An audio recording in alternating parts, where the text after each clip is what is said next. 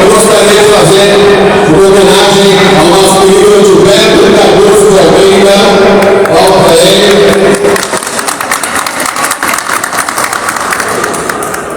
Afinal de contas, são 28 anos da revista. Aqui é a revista do nosso primeiro anúncio.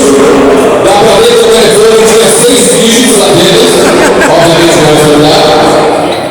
E o Gilberto, apesar de ele não fazer nenhum produto, é ele que faz a integração, a comunicação do setor através da revista e aqui dos eventos, e a integração também do setor.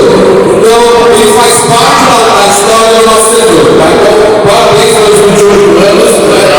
Realmente, eu quero fazer tudo isso daqui.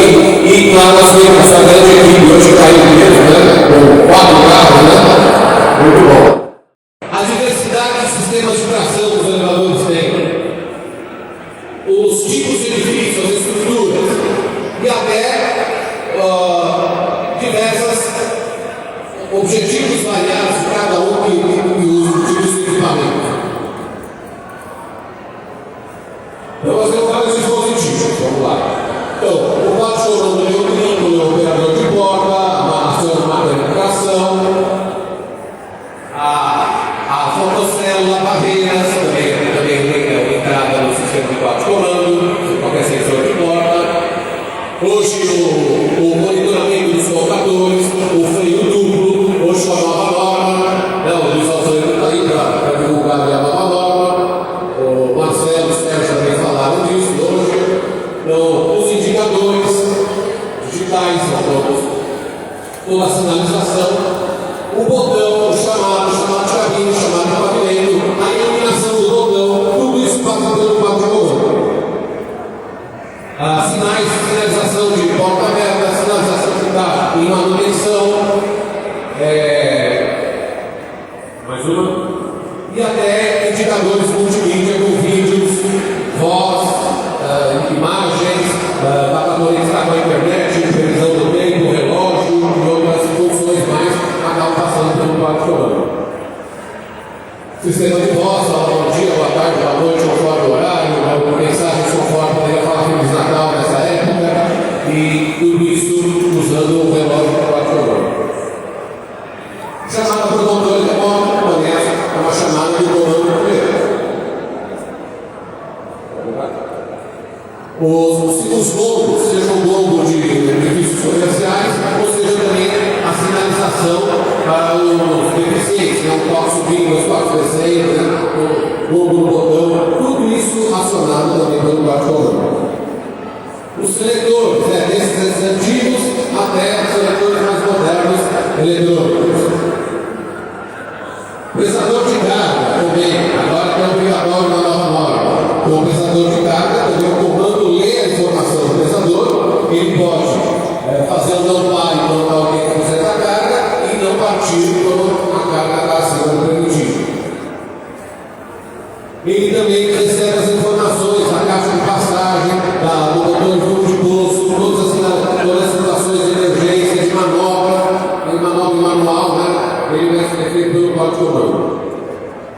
Agora, com a nova norma, também mais uma ubicação, o botão reset, então, para que quando tem algum problema, forçar que o técnico vá lá, aperte o reset, em vez de voltar, para que ele verifique o problema, para que force ele lá pessoalmente verificar o problema e não voltar a funcionar automaticamente, correndo risco.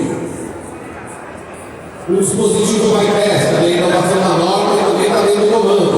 Então, para evitar o fecho que o técnico esquece, que às vezes ele tem que fazer certos testes, mas ele pode esquecer, então agora ele vai fazer um fecho seguro com essa chave bypass. O que a gente chama a sinalização sonora, então, mais apelidada entre os técnicos de caminhão, então ele vai tocar um pico embaixo da cabina para alertar se possivelmente eu estou trabalhando dupla e alguém movimentar o elevador, se o técnico está embaixo correr risco e vai poder ter a área de fuga no bolso. Os resgates também, hoje a falta de energia, etc., a gente tem o resgate automático, que é quando falta energia, então leva o elevador até o carro mais próximo, evita o transtorno, evita que o bombeiro danifique, até o risco de ter um resgate indevido por pessoas não habilitadas. E o resgate também que a gente chama de ser automático no elevador sem carga de máquinas, né? Então esse é para o técnico operar. Mas como a máquina está dentro do poço, dentro da caixa de corrida, ele não tem como acessar o freio, ele tem que ter uma maneira de acionar o freio, abrir o freio, mas de maneira segura, sem ele abrir de uma vez, então só apertando esse botão. Também o sistema do bate-comando para poder fazer essa operação mais segura do elevador sem carga de máquinas. Sistemas de senha, nossa segurança. E hoje até na própria montoeira você digita a senha e só a pessoa só voltar. Nem que vá com o revólver na cabeça do porteiro, esse código quem está lendo é o comando. E agora o reconhecimento facial, que ele também vai comunicar com o comando e aí sim vai habilitar a chamada só onde o usuário tem permissão para acessar. Além desses dispositivos e até outros, também tem que pensar temos diversos outros sistemas de tração. Desde o AC1, AC2, que já nem está se usando mais, mas ainda existe alguns elevadores assim. E também tem o inversor de frequência, que a grande vantagem é a suavidade, a redução do consumo de energia. Então hoje a maioria é com inversor de frequência.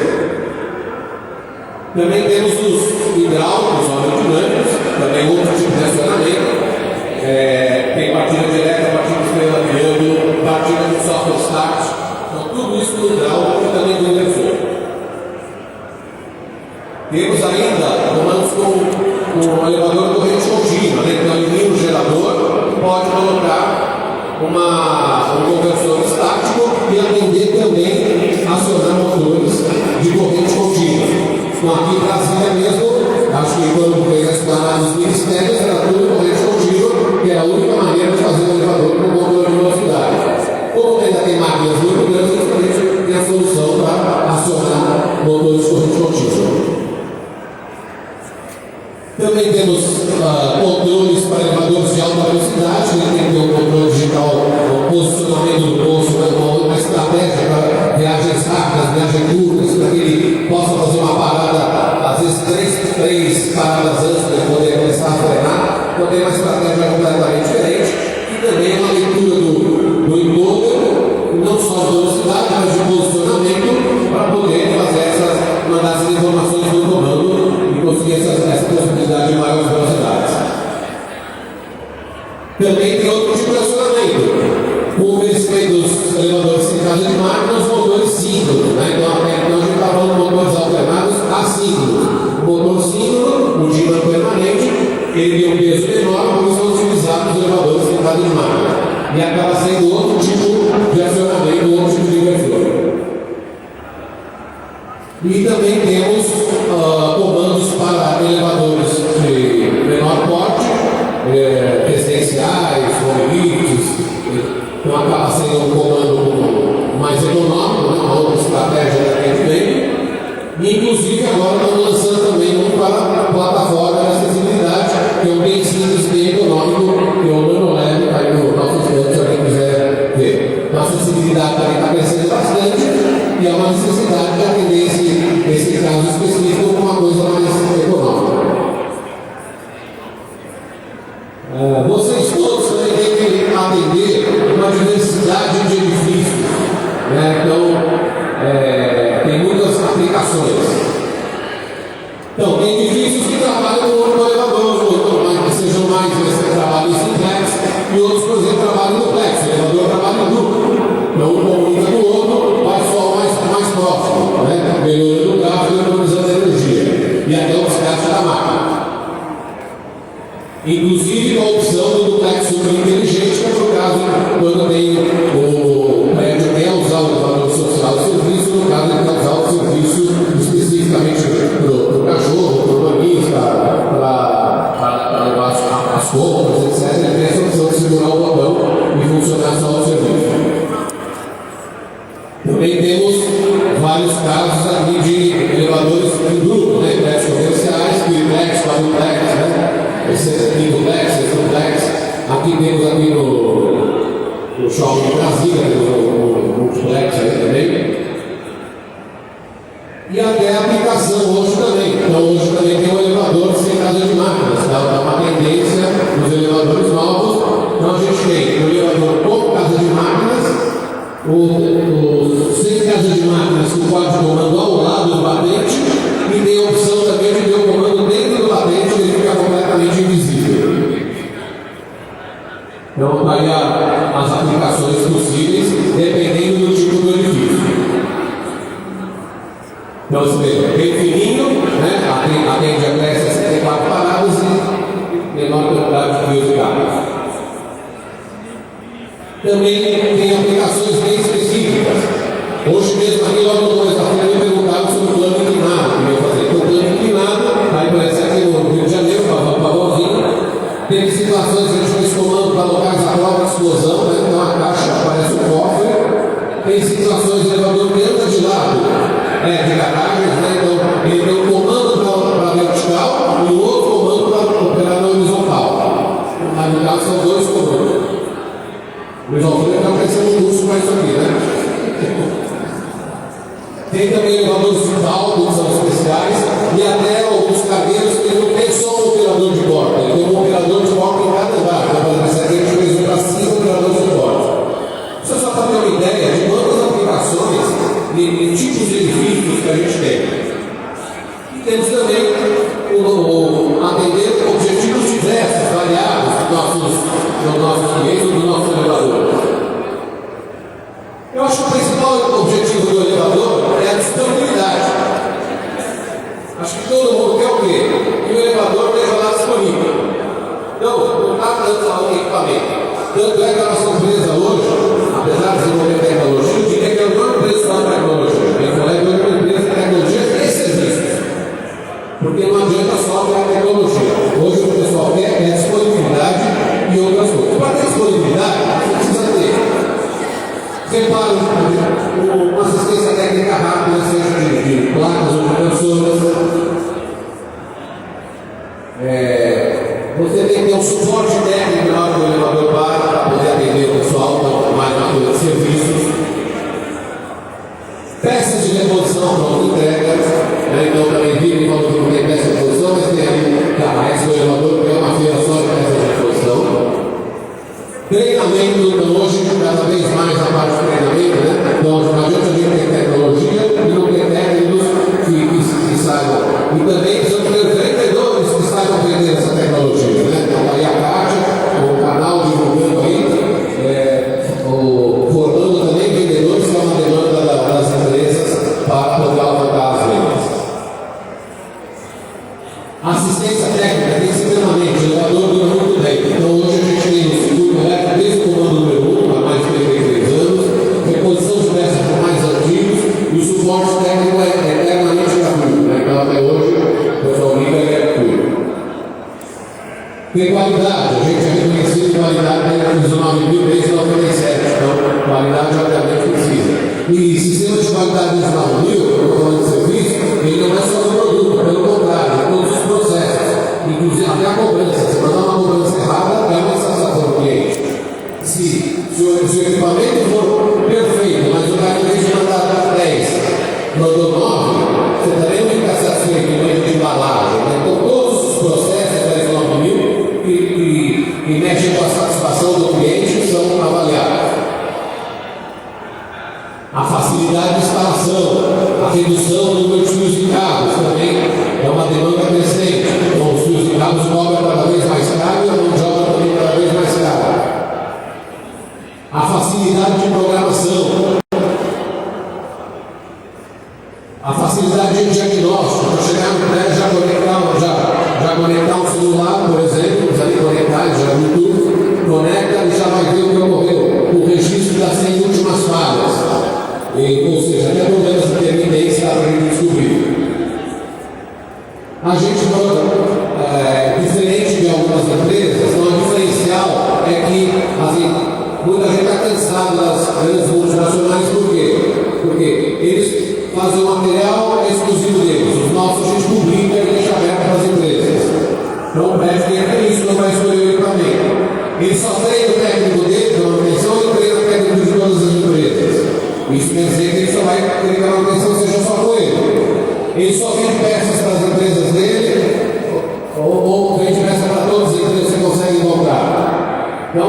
abertura é um diferencial aí hoje cada vez mais. Ninguém mais está o celular bloqueado como se tem antigamente. As informações são claras, inclusive também já tem perspectiva, já tem o orímetro, quanto tempo, quantas manobras fez. Então, abre o caminho para a manutenção preditiva, né? Aquela que a gente já faz no carro. A gente vai lá e troca antes de dar um defeito. Você troca o amortecedor por 30 mil quilômetros, você troca o óleo por 10 mil quilômetros. Né? Então, você pode já fazer a manutenção preditiva. A economia de energia, então, muito. Cada vez mais caro, tivemos até com a bandeira vermelha recentemente, e as maneiras de economizar energia passam também pelo quadro de comando. A utilização do inversor, o funcionamento do Plex, o modo eco, que é desligar partes do comando ou até do elevador enquanto ele está parado em stand-by. Então a gente já programa o nosso computador, por exemplo, ele já desliga a tela quando a gente está usando depois de alguns minutos. E a gente também pode fazer isso com o elevador. Inclusive, o estudo europeu E4 mostrou que o elevador, a maioria, gasta mais parado do que andando. Ou seja, o consumo de stand-by é mais alto parado do que andando.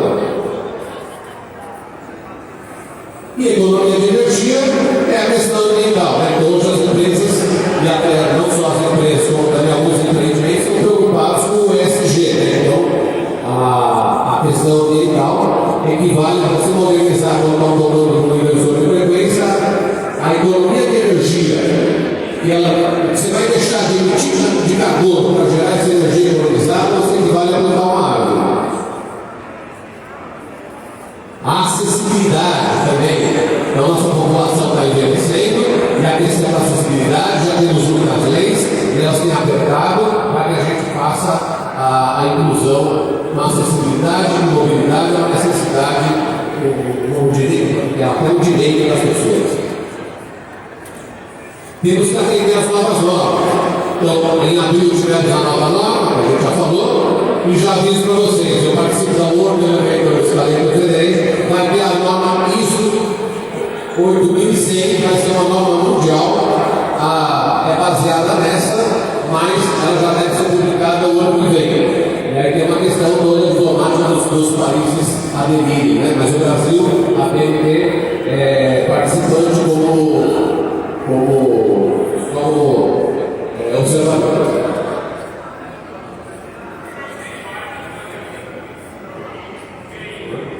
E por que a gente tem que seguir essas normas? Porque, infelizmente, falou em elevador, uma das principais coisas que a gente tem que atender é a segurança. Falou em elevador, o objetivo, além do funcionamento, é a segurança. Seja do usuário, né? Inclusive, estamos tendo, infelizmente, um recorde de acidentes. Vamos ter um painel bacana no final do último painel do evento, né? Com 3 grandes engenheiros aí da BNT, que vão falar aqui. Mas, infelizmente, tanto o técnicos como os usuários têm acontecido. E agora, já a parte mais moderna, que é a conectividade do comando com o comando eletrônico, e hoje o importante é a conectividade. Então a gente tem conectividade Bluetooth para o técnico já fazer esse diagnóstico de programação com o telefone celular, quando está próximo, e Wi-Fi para que dá a possibilidade de você conectar à internet e acessar o seu elevador de qualquer lugar. Então, por exemplo, o mundo mudou, dá para ver aí mesmo que ninguém tinha celular, hoje com certeza todo mundo tem celular aí na mão. Isso aí também reflete no nosso técnico, que também tem o celular na mão e também vai usar essa ferramenta, vai ser a mais importante. Né? Tá certo que já é, tem os grupos do WhatsApp para pegar a dica dos colegas, né? Então já tem que usar essa ferramenta. Então a gente tem. E no elevador sem casa de máquinas, também é importante que essa conexão da URL no celular, ela também programa o inversor, porque o inversor está lá dentro do bolso também. Então você acessa de fora os parâmetros da placa e o inversor para poder fazer mais fácil o diagnóstico da conexão do elevador sem casa de máquinas. A conectividade do robô, que eu mostrei na outra livro, né? Então já temos robôs de delivery, né? Essa série do iFood, né? Tem comando do Sonego lá, que conecta